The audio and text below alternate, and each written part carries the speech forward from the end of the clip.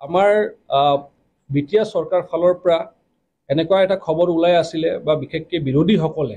বহুত প্ৰচাৰ কৰিছে, এইটো বহুত এটা প্ৰপেগেণ্ডা চলাইছে যে আমি বিটিয়াৰ চৰকাৰে ভালখন চৰকাৰ চলাব পৰা নাই আৰু সেই হিচাপে 15খন না 16খন আমাৰ ডিপাৰ্টমেণ্ট আমি ডিচি বিলাকক হেণ্ড অভাৰ কৰিছোঁ, যাৰ মানে অসম ষ্টেটক আমি হেণ্ড অভাৰ কৰিছোঁ, তেনেকুৱা এটা কথা ওলাইছিল বা তেখেত অপজিশ্যনবিলাকে এটা প্ৰপেগেণ্ডা চলাব বিচাৰিছিল। কিন্তু আপোনালোকক আমি ক্লিয়াৰ এটা কথা ক'ব বিচাৰিছোঁ যে যিটো third board of peace accord হৈছিল তাতে যিটো মেমৰেণ্ডাম অফ ছেটেলমেণ্ট যিটো কপি আছে, এইখন কপিত যদি আপোনালোকে চাই ইয়াত 4.6 যিটো দফা আছে তাত ক্লিয়াৰ কাট কেইটামান কথা লিখা আছে যিটো মই গাই দিব বিচাৰিছোঁ। ইয়াত লিখা আছিল যে deputy commissioners in BTAD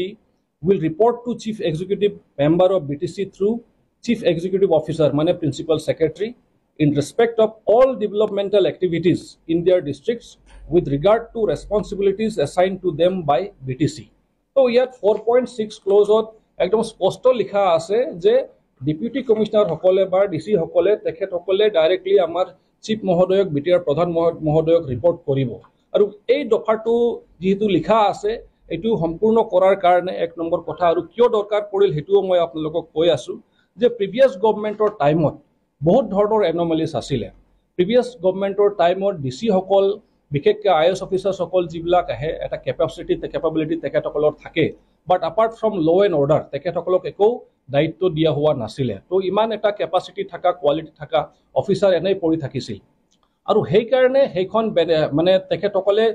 developmental কাম কি হৈ আছে সেই কাম কাজবিলাকক মনিটৰ কৰিব পৰা নাছিলে। আৰু সেই হিচাপত প্ৰিভিয়াছ গভৰ্ণমেণ্টৰ টাইমত বহুত এডভান্টেজ লোৱা হৈছিল যে বহুতখিনি এনমেলিজ হৈছিলে, বহুত কৰাপশ্যন হৈছিলে, বহুত অফিচাৰখিনি মানে গুৱাহাটীৰ পৰা অফিচ কৰি আছিলে, তেখেতসকলে বহুত দিন অফিচ অহা নাছিলে, সেইবিলাক মনিটৰ কৰাৰ কাৰণে কোনো মানুহেই নাছিল। তো এইবিলাক এনমেলিজ যিটো আমি চাইছোঁ বিভিন্ন স্কিম ইমপ্লিমেণ্টেশ্যনৰ ক্ষেত্ৰত বহুত কম্প্ৰমাইজ হৈছিল কোৱালিটিত। এইবিলাক কথা চিন্তা কৰি আমাৰ এইখন একৰ্ডত তেখেতসকলক এটা দায়িত্ব দিয়াৰ কাৰণে এটা প্ৰভিজন ৰখা হৈছিল। সেই হিচাপে আমাৰ বিটিয়া চৰকাৰ যেতিয়া আমাৰ প্ৰমোদ বড়ো ডাঙৰীয়াৰ নেতৃত্বত আমাৰ এটা চৰকাৰ গঠন হ'ল, সেই চৰকাৰ গঠন হোৱাৰ লগে লগে তেখেতসকলক এটা দায়িত্ব দিয়া হ'ল।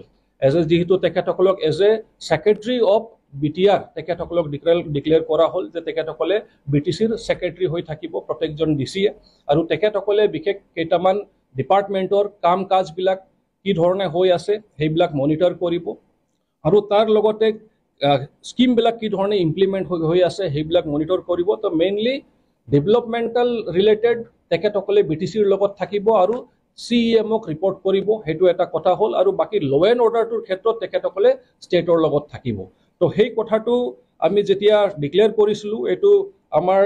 4 জুন 2021 চনত এটা অৰ্ডাৰ ওলাইছিল, আৰু সেই অৰ্ডাৰ মৰ্মেই কোকৰাঝাৰ, চিৰাং, বাক্সা আৰু ওদালগুৰিৰ ডেপুটি কমিশনাৰসকলক এইখন দায়িত্ব দিয়া হৈছিলে। কিন্তু আমাৰ অপজিশ্যনসকলে যি এটা প্ৰপেগেণ্ডা চলালে, ৰাইজক এটা বিপথে পৰিচালিত কৰিব বিচাৰিলে যে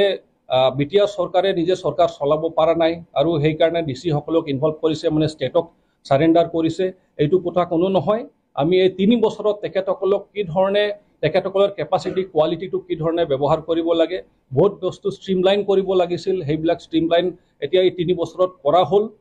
আৰু বহুতখিনি এতিয়া ট্ৰেকত আহি গ'ল। এতিয়া কৰাপশ্যন বহুত মিনিমাইজ হৈ গ'ল। ক'ত যদি তেনেকুৱা আমি দেখা পাওঁ সেইটো ষ্ট্ৰিক্ট একশ্যন ল'বলৈ আমি ৰেডি বা সাজু, আৰু বহুতখিনি কাম কাজ এতিয়া অলমষ্ট ছিষ্টেমত আহি গৈছে, ষ্ট্ৰীমলাইন হৈ গৈছে। তো সেই মৰ্মে আজি আপোনালোকৰ সন্মুখত আমি ডিক্লেয়াৰ কৰিব বিচাৰিছোঁ যে এটা অৰ্ডাৰ ওলাই গ'ল, যিহেতু এই 3 বছৰত আমি ডিচিবিলাকৰ সহায় লৈ বহুতখিনি কাম কাজ যিহেতু ষ্ট্ৰীমলাইন হৈ গ'ল। As per the memorandum of settlement যিটো ক্লজ 4.6 তেখেতসকলে ছেক্ৰেটাৰী হিচাপত কণ্টিনিউ কৰিব। আমাৰ মানে CM ছাৰক, চিফ ছাৰক তেখেতসকলে ৰিপৰ্টিং কৰি থাকিব। কিন্তু যি অৰ্ডাৰ এটা ওলাইছিল 4 জুন 2021 যে তেখেতসকলক ডেভেলপমেণ্টেল কাম আৰু লগতে ছুপাৰভাইজ কৰিবলৈ আৰু স্কিমবিলাক যাতে ভালকৈ ইমপ্লিমেণ্ট হয়, সেইটো যিটো অৰ্ডাৰ ওলাইছিল, সেই অৰ্ডাৰটো যিহেতু আমাৰ বহুত কাম কাজ ষ্ট্ৰীমলাইন হৈ গ'ল, সেই অৰ্ডাৰটো এতিয়া আমি 27 ডিচেম্বৰত আমাৰ এটা অৰ্ডাৰ এতিয়া ওলাই গ'ল যে যিমানখিনি তেখেতসকলক দায়িত্ব দিয়া হৈছিল to supervise and monitor the schemes তো তেখেতসকলক যিখিনি দায়িত্ব দিয়া হৈছিল সেই দায়িত্বটোৰ পৰা আমি তেখেতসকলক অব্যাহতি দিছোঁ বা তেখেতসকলক আমি ৰিলিজ কৰিলোঁ। ছেক্ৰেটাৰী হিচাপত তেখেতসকলে কণ্টিনিউ কৰিব, কিন্তু 15টা ডিপাৰ্টমেণ্টৰ আৰু 16 নম্বৰত আছিলে এনি আদাৰ ৰেছপনচিবিলিটিজ। তো টোটাল 16টা আছে যিখিনি তেখেতসকলক দায়িত্ব দিয়া হৈছিল, তাৰ পৰা আমি তেখেতসকলক অব্যাহতি দিছোঁ বা ৰিলিজ দিছোঁ। তো সেইটোৰ কাৰণে যিহেতু আমাৰ মেক্সিমাম এতিয়া কাম কাজবিলাক ষ্ট্ৰীমলাইন হৈ গ'ল, সেইটো আপোনালোকৰ জৰিয়তে এতিয়া ক'ব বিচাৰিছোঁ, ৰাইজক অৱগত কৰাব বিচাৰিছোঁ, যাতে ৰাইজে এইটো লৈ কোনো তেখেতসকলৰ মাজত মত্যনৈক্য নহয় বা ভুল বুজাবুজি নহয়। কেইটামান ভাল খবৰ আছে, সেই খবৰটো অকণমান আগত ক'ব বিচাৰিছোঁ যে আমাৰ যিটো বড়োলেণ্ড পিচ একৰ্ড যিটো শান্তি চুক্তি হৈছিল, তাৰ দফা 6.3 মৰ্মে বিভিন্ন আমাৰ যিবিলাক ভেঞ্চাৰ ডিগ্ৰী কলেজেছ আছিল বা ইনষ্টিটিউশ্যনসকল আছিল, তেখেতসকলক সেইবিলাকক প্ৰভিঞ্চিয়েলাইজ কৰাৰ কাৰণে এটা প্ৰভিজন আছিলে। আৰু সেই মৰ্মে আজি আপোনালোকক জনাই আমি সুখী হৈছোঁ যে 259 টিচিং এণ্ড নন টিচিং এটা পোষ্ট বা ষ্টাফ তেখেতসকলক প্ৰভিঞ্চিয়েলাইজ কৰাৰ কাৰণে এটা সিদ্ধান্ত অলৰেডি গ্ৰহণ কৰা হৈছে, এটা অৰ্ডাৰো ওলাই গ'ল। আৰু এইটো হৈছে in partial fulfilment of the Bodo peace accord 2020। আৰু সেই মৰ্মে আমাৰ 10খন কলেজ এতিয়া প্ৰভিঞ্চিয়েলাইজ হৈছে বুলি আমি ঘোষণা কৰিছোঁ, আৰু লগতে 259 all together both teaching and non teaching ষ্টাফৰ তেখেতসকলৰ চাকৰিটো আমি ঘোষণা কৰিছোঁ। তো এইটো এটা ভাল খবৰ হৈছে, আৰু এইটোৰ জৰিয়তে বিশেষকৈ BTR প্ৰধান প্ৰমোদ বড়ো ডাঙৰীয়া, আমাৰ BTR EM সকল, আৰু বিশেষকৈ যিসকল ছিগনেটাৰী অৰ্গেনাইজেশ্যনসকল আছিলে, নিখিল বড়ো ছাত্ৰ সন্থা UBPO আৰু ফৰ্মাৰ লিডাৰ্ছ অফ NDFB, তেখেতসকলৰ গোটেইকেইজনৰ প্ৰচেষ্টাত এইখন কাম আগবাঢ়ি গৈছে। আৰু লগতে এইটো ফাৰ্ষ্ট ফেজ হিচাপত ধৰিব লাগিব। ফেষ্ট মেনাৰত আমি জানো যে অলমষ্ট 26 তেনেকুৱা ভেঞ্চাৰ কলেজেছ আছিলে, ডিগ্ৰী কলেজেছসকল আছিলে। তো তাৰ ভিতৰত 10খন যিবিলাক কলেজ এতিয়া প্ৰভিঞ্চিয়েলাইজ হৈ গ'ল বুলি ঘোষণা কৰিব বিচাৰিছোঁ, সেইখনৰ নাম আপোনালোকৰ সন্মুখত গাই দিব বিচাৰিছোঁ। কিন্তু গাই দিয়াৰ আগত আমি ক'ব বিচাৰিছোঁ যে বাকী যিকেইটা কলেজ থাকি যাব, তেখেতসকলকো আমি ফেষ্ট মেনাৰত কামবিলাক আগবাঢ়ি আছে, কথাবিলাক চলি আছে। আমি ষ্টেট গভৰ্ণমেণ্টৰ লগত মেটাৰটো আকৌ টেক আপ কৰি আছোঁ। তো সেই বাকী কলেজেছবিলাকো অন দ্য প্ৰচেছ আছে, তেখেতসকলেও চিন্তা কৰাৰ দৰকাৰ নাই। এইটো ফেষ্ট মেনাৰত প্ৰথম ফেজত যি 10টা কলেজ প্ৰভিঞ্চিয়েলাইজ হ'ল, সেইকেইটা হৈছে 1 নম্বৰত তামোলপুৰ কলেজ, তামোলপুৰ। 2য় নম্বৰত আছে ডিমাকুচি কলেজ, ডিমাকুচি ওদালগুৰি। 3য় নম্বৰত আছে মুছলপুৰ কলেজ, মুছলপুৰ বাক্সা জিলা। 4ৰ্থ নম্বৰত তামোলপুৰ ডিগ্ৰী কলেজ, বৰখোপা, তামোলপুৰ জিলা। 5 নম্বৰত আছে গুৰুদেৱ কালীচৰণ ব্ৰহ্ম কলেজ, টিপকাই, কোকৰাঝাৰ ডিষ্ট্ৰিক্ট। 6 নম্বৰত আছে বড়োবাজাৰ কলেজ, বড়োবাজাৰ, ডিষ্ট্ৰিক্ট চিৰাং। 7 নম্বৰত আছে ভেৰগাঁও কলেজ, ভেৰগাঁও, ডিষ্ট্ৰিক্ট ওদালগুৰি। 8 নম্বৰত আছে জমদুৱাৰ কলেজ, জমদুৱাৰ, জিলা কোকৰাঝাৰ। 9 নম্বৰত আছে কোকলাবাৰী চাপাগুৰি কলেজ, হাজোৱা, বাক্সা জিলা। আৰু 10 নম্বৰত আছে ৰুণিখাতা কলেজ, ৰুণিখাতা, জিলা চিৰাং। তো এইকেইটা কলেজ আমি ঘোষণা কৰিছোঁ আজি যে প্ৰভিঞ্চিয়েলাইজ হ'ল বুলি, আৰু এইটো ফাৰ্ষ্ট ফেজ হিচাপত। আৰু তাৰ ভিতৰত যিটো আমি ক'লোঁ যে 259 teaching and non teaching staff যিসকল আজি প্ৰভিঞ্চিয়েলাইজ হ'ল, তো তেখেতসকলৰ ভিতৰত 79 এছিষ্টেণ্ট প্ৰফেচাৰ্ছ আছে, 65 টিউটাৰ্ছ আছে, 108জন এডমিনিষ্ট্ৰেশ্যন ষ্টাফ আছে, আৰু 7জন অফিচ ষ্টাফ আছে এজ টিউটাৰ্ছ। এই যে এগ্ৰিকালচাৰ বিভাগত আপোনালোকে চাব 40টা সমষ্টিতেই মানুহে আলুৰ বীজ পাবলৈ সক্ষম হৈছে। আগৰ চৰকাৰৰ সময়ত আলু কি বস্তু গমেই পোৱা নাছিল, বীজ কি বস্তু গমেই পোৱা নাছিল। আজি প্ৰত্যেকটা সমষ্টিত য'ত আমাৰ MCLA নাই, এই TCSC চেয়াৰমেনবিলাকে আলু ৰিচিভ কৰি পেলাই কৃষকসকলক দি আছে। আজি প্ৰত্যেকটা হেল্থ ছেক্টৰত মানে ইনষ্টিটিউটত য'ত মেচিনাৰী নাছিল, তাতে মেচিন গৈ পাইছে। আজি ৰোগ নিৰ্মল BTRত আমি যে আঁচনি প্ৰমোদ বড়ো ডাঙৰীয়াৰ আৰম্ভ কৰিলে, এই ৰোগ নিৰ্মল BTR পেচেণ্টবিলাক 5,000 টকা পাবলৈ আৰম্ভ কৰিলে। জ্ঞান চৰাঙৰ মাধ্যমত ছাত্ৰ ছাত্ৰীসকলে 5,000 টকা পাবলৈ সক্ষম হ'লে। অনচাই বিতাংকি ভেণ্ডৰবিলাক, দুখীয়া দৰিদ্ৰ ভেণ্ডৰবিলাক, যোনে পিঠা বেচে, চাহ বেচে, শাক পাচলি বেচে, তেওঁলোকে 5,000 টকা পাবলৈ সক্ষম হৈছে। আজি বিভিন্ন দপ্তৰত যিমান ধুনীয়াকৈ কাম চলি আছে, এইটো মই অনুৰোধ কৰিছোঁ সাংবাদিক বন্ধুসকলক, আপোনালোকে অলপ হাইলাইট কৰিব লাগে, আপোনালোকে ৰাইজৰ মাজত লৈ যাব লাগে যে আমাৰ এই চৰকাৰৰ সময়ত আমি কি কাম কৰি আছোঁ, কি কাম কৰা নাই। আজি চাওক, আপনার 1000 কোটি টাকা 500 কোটি টাকা ইতিমধ্যে গুডউইল মিশনত কাম হয়ে গেল 1000 অধিক রাস্তা হয়ে গেল বিটিসি আমি একদিন ওলাই পেলাই জি রাস্তা হয়েছে এই যে 500 কোটি টাকা যে অসম সরকার আমাক দিছিল এই 500 কোটি টাকা দি 1000 অধিক রাস্তা হয়ে গেল বহুত দলং হয়ে গেল আরো 500 কোটি টাকা অনুমোদন দিছে অসম সরকারে এইটোর টেন্ডার হয়ে গেল এই 500 কোটি টাকা আরো রাস্তা হব তো এই সরকারের সময়ত 1000 কোটি টাকা দি বিভিন্ন রাস্তা হয়ে আছে আর যেতিয়া বিপিএফ সরকার আছিল তেতিয়া 1000 কোটি টাকা পিএম প্যাকেজ এটা আহিছিল এই পিএম প্যাকেজৰ টকাৰ ভিতৰত আপোনাৰ প্ৰকিউৰমেন্ট কৰি দিছিলে আগৰ সৰকাৰ তো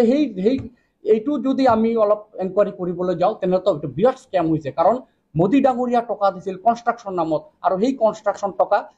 ৰিএপ্ৰোপ্ৰিয়েট কৰি পেলাই এইটো প্ৰকিউৰমেন্টত ব্যৱহাৰ কৰা হৈছিল কনস্ট্ৰাকশন টকা প্ৰকিউৰমেন্টত গৈছিল তো এই যে আমার যে গুডউইল মিশনের রাস্তাঘাটের কারণে যে অসম সরকার অনুমোদন দিছে এই অনুমোদন টকা দিয়ে রাস্তা হয়ে আছে দলং হয়ে আছে বিভিন্ন কালভার্ট হয়ে আছে মোর হেলথ ডিপার্টমেন্টর প্রমোদ বড় স্যারক মই ধন্যবাদ জনাম তেখেতে যে ধুনীয়া চিন্তা কৰিছে বিটিআৰ বাকি ৰাজ্যৰ কাৰণে যেটো আমাৰ হাই ৰিস্ক প্ৰেগনেন্সি যিবিলাক আমাৰ হাই ৰিস্ক প্ৰেগনেন্সি থাকে মহিলা ব্যক্তিসকল দুখীয়া দৰিদ্ৰ মহিলা বাইদেউসকল তেখেতসকলৰ এই প্রেগনেন্সি মহিলাসকলক প্রেগনেন্ট হওয়ার লগে লগে যে রেজিস্ট্রেশন হব রেজিস্ট্রেশন হওয়ার লগে লগে প্রত্যেক মাহে আপনার 1000 টাকা দিয়া হব আফটার ডেলিভারি আরো 4 মাহ দিয়া হব মানে এপ্রক্সিমেট 10 মান্থ আমি 1000 টাকা দি থাকিম যেনেকৈ অৰুণোদয় অসম সৰকাৰে দি আছে বিভিন্ন মহিলাসকলক এনেকুৱা সেম আমি প্রেগনেন্ট ভাইরিক্স প্রেগনেন্সি মহিলাসকলক প্রত্যেক মাহে মাহে আমি 1000 টাকা দি থাকিম এটা কেতিয়াও ভাবিছিলে নহয় তো ভাবা নাই যিমানখিনি টকা আহি আছে প্রত্যেকটা ডিপার্টমেন্টত প্রমোদ বড় ডাঙরিয়া যে ডিস্ট্রিবিউট করে দিছে ভগাই দিছে এই টাকাবিলাক প্রপার ইউটিলাইজ হয়ে আছে আর এই প্রপার ইউটিলাইজ হওয়ার কারণে আমার মাননীয় মুখ্যমন্ত্রী ডক্টর হিমন্ত বিশ্ব শর্মাও বহুত সুখী যে ধুনীয়াকে বিটিআর সরকার চলি আছে মিত্রতাত আর বিটিসির সুনাম মুখ্যমন্ত্রী ডাঙরিয়া সদায় করে থাকে আপনাদের জানে যোৱা কেইদিনমান আগত আমাৰ বিজনিত মুখ্যমন্ত্ৰী ডাঙৰিয়া আহি গল যে আমি বৰ্ষপূৰ্তি পালন কৰিলো সেইদিনাও মুখ্যমন্ত্রী ডাঙরিয়া খুব ধুনীয়াকে কৈ গল যে মই সঁচাকে সুখী যে প্রমোদ বড় ডাঙরিয়া খুব ধুনীয়াকে বিটিসিখন চলাই আছে কারণ সেইদিনা তেখেতে নিজে হাতেৰে যিমান কেইটা আমাৰ ফ্লেগশিপ প্ৰগ্ৰাম চলি আছে চেকবিলাক যিনো আইআইটি কমপ্লিট কৰিছে মানে আইআইটিত এন্ট্ৰান্সত হেৰি হৈছে তেখেতসকলকো চেক দিয়া হৈছে যোন এই প্ৰমোদ বড় ডাঙৰিয়াৰ সময়ত ল'ৰা ছোৱালীবিলাক ইউপিএসসি কোচিং ল'ব সক্ষম হৈছে দিল্লীত আৰু সেই কোচিং লোৱাৰ পিছত আজি এপিএসসিৰ প্ৰিলিমিনাৰী আৰু মেইনো ক্লিয়াৰ কৰিবলৈ সক্ষম হৈছে আমাৰ এই প্ৰমোদ বড় ডাঙৰিয়াৰ সময়ত আপোনাৰ এপিএসসিৰ কোচিঙৰ কাৰণে ল'ৰা ছোৱালীবিলাক গুৱাহাটীত কোচিং লৈ আছে মেডিকেলৰ লৈ আছে তো এই যিবিলাক ভেৰাইটি সেভারেল মানে lots of flagship programme lots of beneficiary programme has been going on under the leadership of Pramod Boro so we are always ready to cooperate him আমি সদায় আমি তেখেতক মানে সহযোগ কৰি পেলাই আমি ব্ৰিটিছ সৰকাৰে আৰো ৰাজ্যক কাম কৰিব পাৰো এটাৰ কাৰণে আমি চিন্তা চৰ্চা কৰি আছো আৰু আপোনাক আৰু এটা কথা ক'বলৈ মই ৰেডি হৈছো কিয়নো আজি যদি চাবলৈ যাওঁ সেই সময়ত এডমিনিষ্ট্ৰেশন আছিল গণ্ডগোল এডমিনিষ্ট্ৰেশন কেনেকুৱা গণ্ডগোল আছিল যদি এসওপিটি বাজেটত পিডব্লিউ টকা আছে 80 কোটি টাকা এডমিনিষ্ট্রেটিভ হৈ যায় আপোনাৰ 200 কোটি টাকা তাৰ মানে এডমিনিষ্ট্ৰেশনও তেতিয়া কাম কৰা নাছিলে কিন্তু আজিৰ দিনত আমাৰ এই সময়ত ডিসিএ যে সেক্ৰেটাৰি হৈ আছে আজিৰ দিনত ডিসিএ সেক্ৰেটাৰি হোৱাৰ পিছত এই জেজিএম যিবিলাক কাম চলি আছে আপোনালোকে চাব ইমান ধুনীয়াকে জেজিএমৰ কাম হোৱাৰ লগে লগে কোনো অফিসার সাহস নাপায় যে য'ত যিমান টকা আছে ইমান টকাই আমি কাম কৰিম আৰু কোনো ৰুল আমি ভায়োলেট নকৰোঁ আজি কোনো ক'ব নোৱাৰিব কোনেও আমাক ব্লেম দিব নোৱাৰিব যে আমি বিটিসিৰ এডমিনিষ্ট্ৰেশনত কোনো ধৰণৰ নেগলিজেন্সি কৰিছোঁ যিমান যি প্ৰপাৰ ইউটিলাইজ কৰিব লাগে যি টকা য'ত ব্যৱহাৰ কৰিব লাগে এনেকৈ আমি কৰি আছো আমি কোনো কনস্ট্ৰাকশনৰ টকা প্ৰকিউৰমেন্টত লৈ যোৱা নাই আৰু কোনো প্ৰকিউৰমেন্টৰ টকা আমি কনস্ট্ৰাকশনত লৈ যোৱা নাই তো সেইকাৰণে আমাৰ এই প্ৰমোদ বড় ডাঙৰীয়াৰ প্ৰতি ৰাইজৰ আস্থা আছে আৰু আস্থা আছে কাৰণেই আমি কাম কৰি আছো আৰু এই মিত্ৰতা সৰকাৰ অহা আৰু 20টা বছৰ কাম কৰিব এইটো আমাৰ আস্থা আছে আৰু বিপিএফত তেওঁলোকৰ মই অনুৰোধ যে ভাগ্যমা মহিলা ডাঙৰীয়াক যে আপুনি যদি সঁচাকে যদি ৰাইজৰ সেৱা কৰিব বিচাৰিছে তেনেহলে নেক্সট যেটো আমাৰ এসেম্বলি হ'ব এই এসেম্বলিত আপুনি নিশ্চয় আহক আৰু আপুনি অপজিশন হিচাপে আপোনাৰ কি কথা আছে কি বক্তব্য আছে আপুনি দাঙি ধৰক